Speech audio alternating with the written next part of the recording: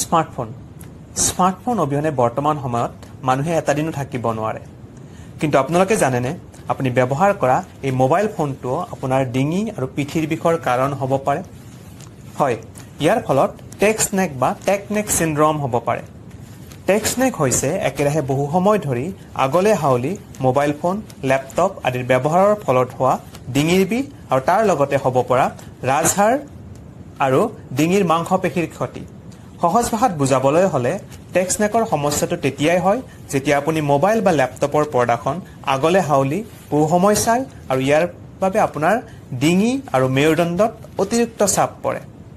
সাধাৰণ অৱস্থাত মানুহৰ মূৰটোৰ গড় ওজন প্ৰায় 4.5 পৰা 5 কিলোগ্ৰাম হয় আৰু মানুহৰ সাৰ্ভাইকেল স্পাইনৰ গঠন এনেদৰে হৈছে যাতে এইখিনি ওজন সুষমভাৱে তুলি থাকিব পাৰে কিন্তু আগলে হাউলি থাকিলে এই ওজন বাঢ়ি যায় আৰু যাৰ ফলত ডিঙিৰ মাংসপেশী আৰু মেৰুদণ্ডৰ ওপৰত অতিৰিক্ত চাপ পৰে টেক্সট নেকৰ কেইটামান সাধাৰণ লক্ষণ হ'ল স্মাৰ্টফোন ব্যৱহাৰৰ সময়ত তাৎক্ষণিক ডিঙিৰ আৰু পিঠিৰ বিষ কান্ধৰ জঠৰতা স্মাৰ্টফোন বা ল্যাপটপ আদিৰ ব্যৱহাৰৰ সময়ত মূৰৰ বিষ বা মূৰৰ ঘূৰণি কিলাগতি আৰু বাহুৰ বিষ হ'ব পাৰে আপোনালোকৰ এনেকুৱা লক্ষণ দেখা দিছে নেকি যদি দিছে কমেন্ট কৰি জনাব পাৰে এতিয়া জানো আহক কেইটামান সাৱধানতা অৱলম্বন কৰি এই টেক্সট নেক সিনড্ৰোমৰ পৰা কেনেদৰে নিজকে বচাই ৰাখিব পাৰি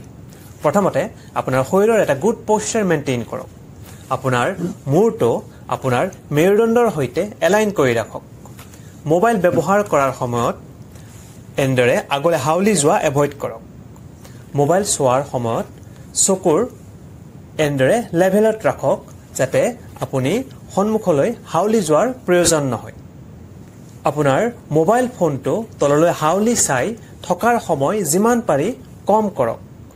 যিসকল লোকে বহু সময় ধৰি কম্পিউটাৰ বা ল্যাপটপত কাম কৰিব লগা হয় তেওঁলোকে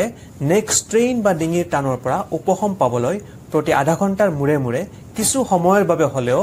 বিৰতি লওক আৰু শেষত